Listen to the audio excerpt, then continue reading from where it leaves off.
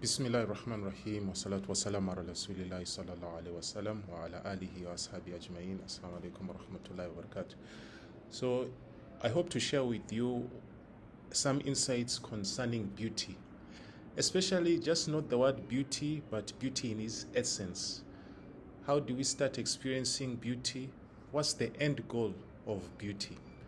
Because according to the Sahih Bukhari of Muslim, Allah subhanahu wa ta'ala, or the Prophet sallallahu alaihi wasallam tells us that Allah subhanahu wa ta'ala is beautiful and He loves beauty.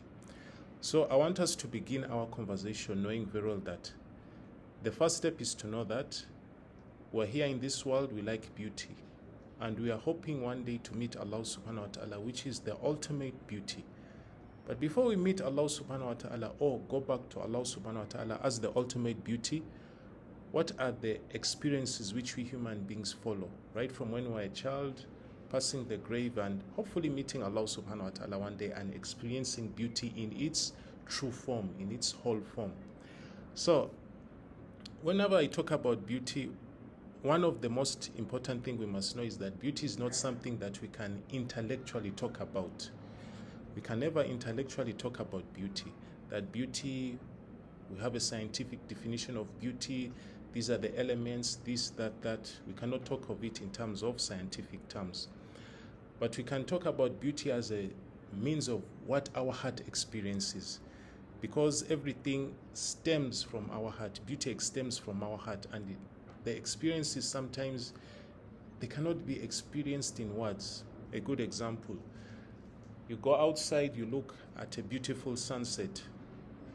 Yes, no one can give a scientific explanation for why the sun, maybe they can talk about the rays, how they are bent, and all those things, but that experience of beauty can never be experienced, can never be explained scientifically.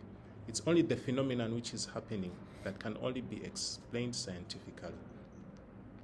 So, in the most basic level of beauty is when we recognize beauty using our five senses. And we experience our beauty like, as I told you, we are looking at the sunset. We're using our five senses, especially like our eyes, maybe the cold breeze, maybe the quietness of our ears, shutting out the rest, but just experiencing the beauty of the sunset through our eyes. So, the problem with this form of beauty, like, as we know, a sunset, it won't stay there for a long time. The sun will eventually go and darkness comes. So this type of beauty is a type of beauty which is fleeting, as in it does not stay for a long time. We just see it from just a small fraction of a time. If you miss it, you have really missed it. And that's the problem with this type of beauty, but it's beauty on itself. Another example, maybe it is fireworks on the midnight sky, okay? That's a type of beauty. So moving deeper as we analyze beauty, we have beauty talking about intellect. You may study something like a topic in science, it may be in sociology, physics, biology, and something can be explained in a beautiful way that really it captivates your heart. Especially like for us, something is explained, an ayah of Quran, and scholars try and explain their beauty of what Allah subhanahu wa ta'ala is trying to tell us, making sure that our hearts are connected so that we can experience the beauty of the Allah of the power of Allah subhanahu wa ta'ala's words. Because when we are trying to experience these beauties, usually we ask ourselves some questions. Why is it that I want to be harmonious with some beauty which is outside me? Why is it that I want to be in harmony with whatever is around the world? The sun is shining, I also want to be somewhere inside experiencing how the beauty of the sun shining upon this world. So we human beings ask that question, where do I fit in this spectacle of the universe as it goes around?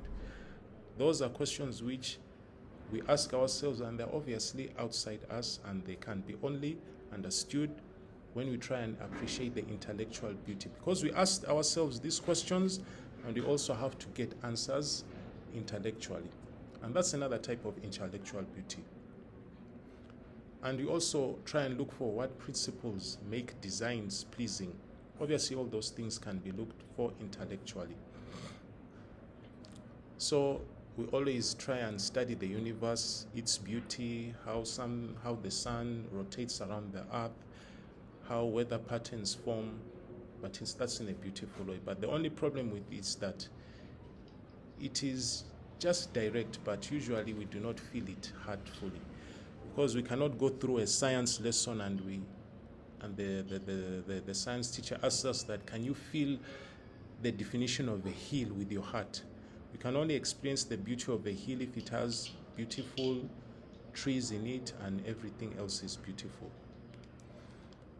Now, when beauty reveals itself as we begin to transition, we now experience emotional beauty. That type of emotional beauty, like when you experience with the beauty of being around family, being around friends, being around people who can love you. There you can really feel the emotional beauty. And you love their experience to the extent that if you lose maybe a loved one, tears even start rolling down your eyes. Why? You felt the emotional beauty in it. So this is another level of beauty. And all these are different levels of beauty. What's our main aim? To discover the beauty of Allah subhanahu wa ta'ala.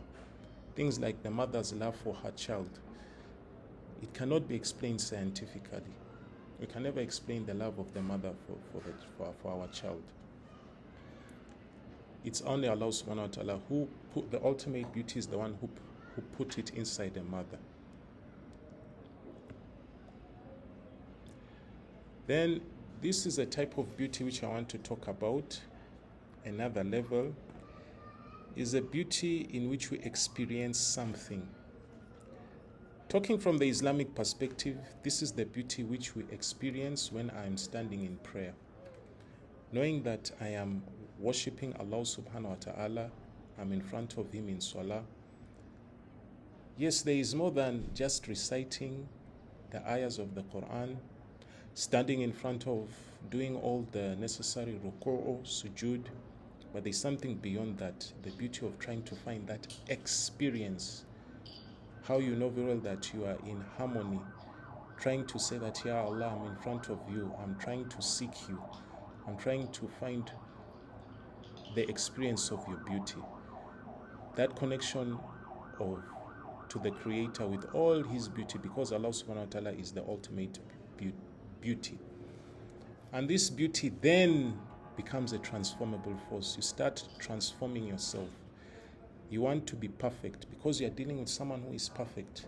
You want to accept His message because it comes from the most perfect human being, perfect in beauty in that sense, because all of us like things which are beauty. But now imagine the most perfect, the ultimate perfect, the ultimate definition of perfection.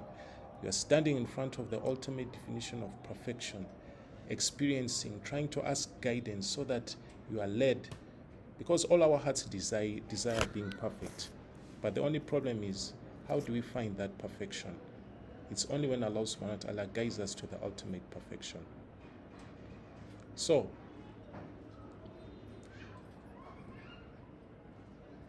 we always have to recognize the last part is what they call the divine beauty of Allah subhanahu wa ta'ala. That's why Allah subhanahu wa ta'ala says, Allahu nuru samawati wal ard, is the light of whatever is in the skies and whatever is in the earth. That's the ultimate beauty. Because the only medium in which we can experience beauty is if we see. And the only way we can see something is through light. Now imagine Allah subhanahu wa ta'ala calls Himself that He's the light of whatever is in the heavens and the earth. That is in Surah Nur. So I pray to Allah subhanahu wa ta'ala that we human beings, as we evolve in our consciousness, trying to look for beauty, because looking for beauty is designed inside us. We are constantly seeking what's beautiful and what's not beautiful.